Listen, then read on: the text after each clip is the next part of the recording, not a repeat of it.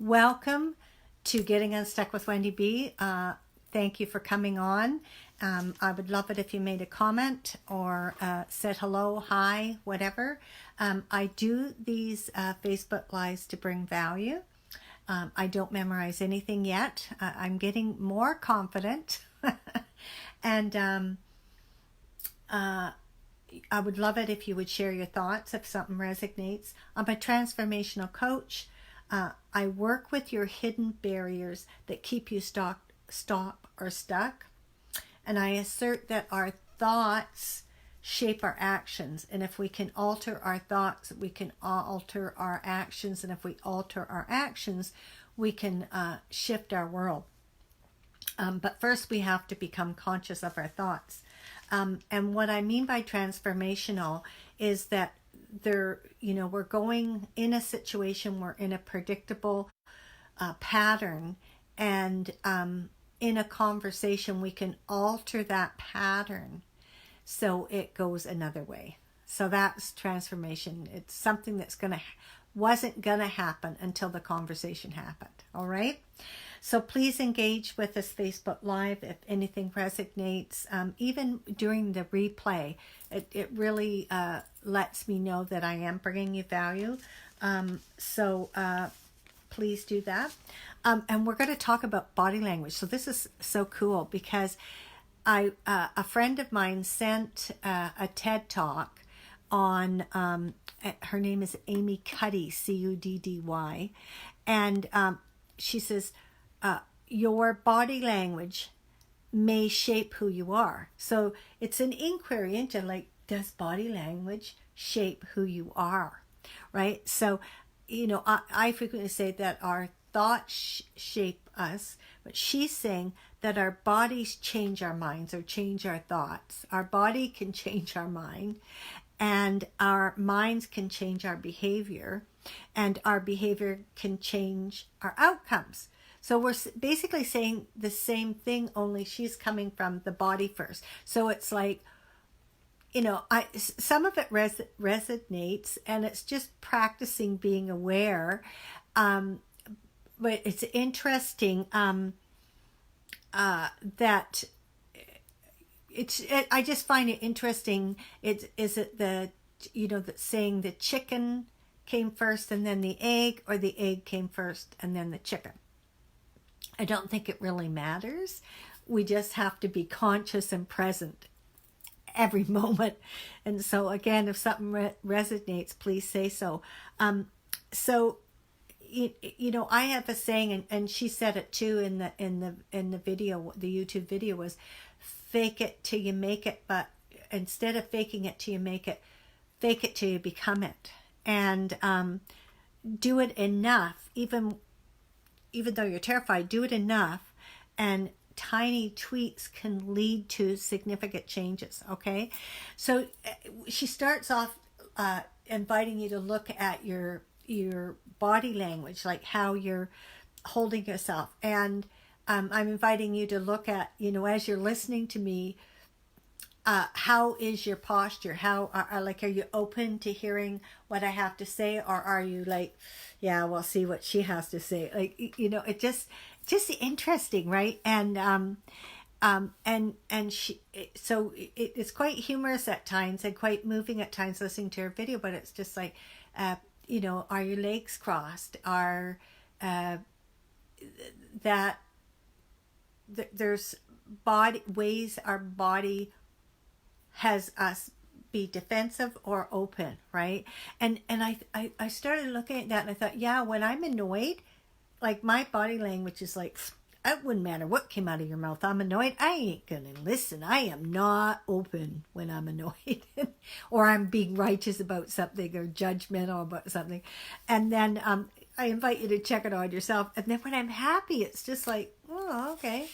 So and all through this is like looking at, can you fake it to become it? Like that's really the inquiry. Does faking it help you become it? So it's just an inquiry, okay? So and she has done a study, and nonverbal language communicates stuff, and I know that because I've people glance at you, how they glance at you. It's like, oh, they like me. They don't like me, so it's like I had a neighbor that hardly ever smiled. And, I'd say hello and she wouldn't say anything. And I just learned that, that was just her way. Maybe she didn't hear, maybe she wasn't present. I don't know. But after a year and a half, she was quite friendly with me, but it took a long time to create a relationship with this lady because her body language was like, I'm not friendly, and I had a grandpa that would say, like, if handshake, if someone handshakes you firmly, then you can trust them, and if people will look you in the eye. So that's nonverbal, and people are already judging you. And this lady said they did a test, and they did a 30-minute clip of a doctor talking to a patient, but there was nonverbal, nobody could hear, and then people already had decided from that 30-second clip whether they could trust that guy or not. And I took a course about 35 years ago called Dress for Success when I was first learning to start speaking on stage, and I was told that within 30 seconds people would look at my clothes and decide whether I was worthy to listen to or not. So there is some evidence here. And how often have you looked at had a quick look at someone, made a judge whether they had a tattoo or they're wearing torn clothes, or you've already, body language, you've already decided, can you trust that person? Are you even going to talk to that person? So the other question is, are we influenced from our own nonverbal language? And I think so. I mean, I watch my little granddaughter, and she'll be crying, and then I go by a mirror, and she's like wanting to look at herself, and like I start making faces at her, and then she starts changing. But it's like she's like really demonstrating nonverbal language, like, so maybe that is verbal. She's crying, so that's a verbal language, so I'm off there. But it's like, are we influenced from our own verbal language? And I think we are. Like when I get up in the morning, I'm an entrepreneur and I work from home, and if I dress and put makeup on, I feel more positive, and I haven't spoken to anybody, and I'm like raring to go. And if I'm tired and lethargic and I don't, I stay in my pajamas, that affects me, and that's all body language. So I'm inviting you to look at, that are we influenced from our non-verbal language? And I think we are.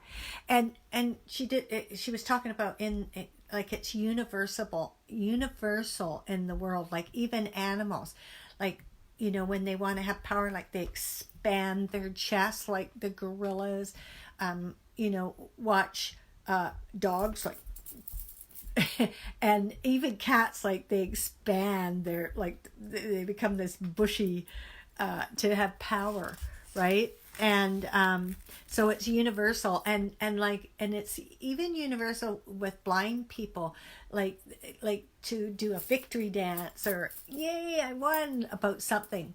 And so that she says when we're powerful, we're like open, and when we're closed up, like we're not feeling powerful, we're feeling powerless, we try to shrink.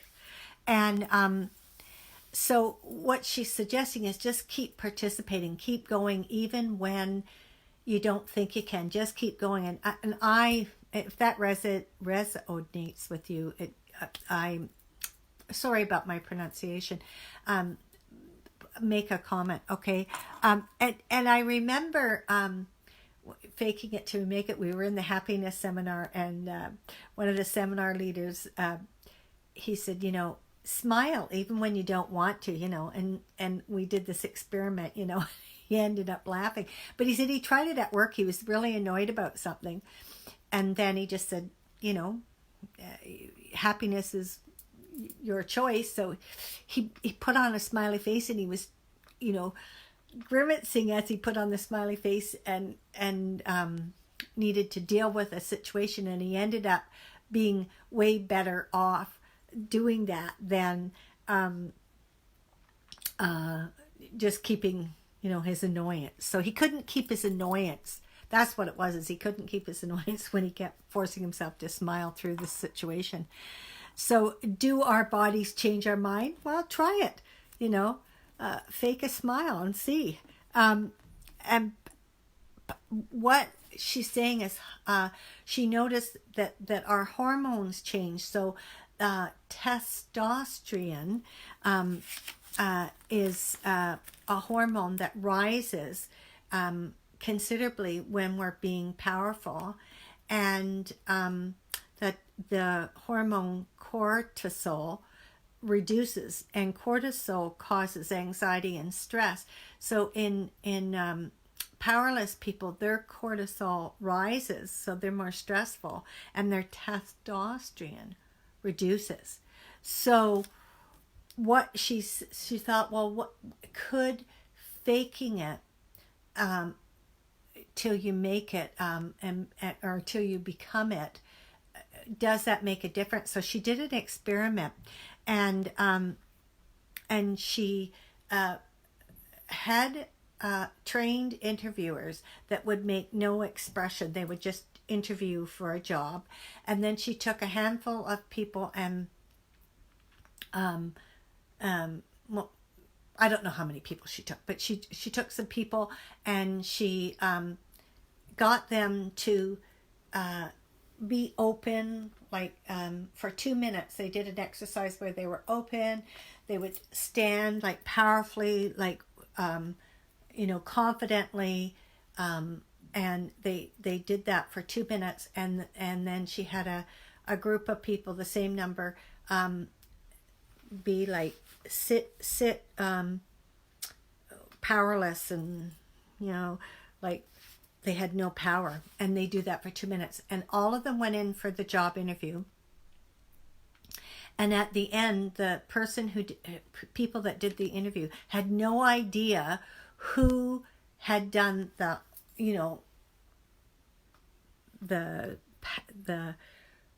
body present being open, and who had done the and in the interview. And then everyone that had been open for 2 minutes and confident, practicing that for 2 minutes, were chosen for the job, and the ones that practiced for 2 minutes to be powerless were not chosen. Isn't that interesting, the power of our body language? So what she's suggesting, when we go into when we know we're going to go into a stressful situation, we frequently are reading our new notes and looking at our phones. And she's not saying not to do that, but she's suggesting that we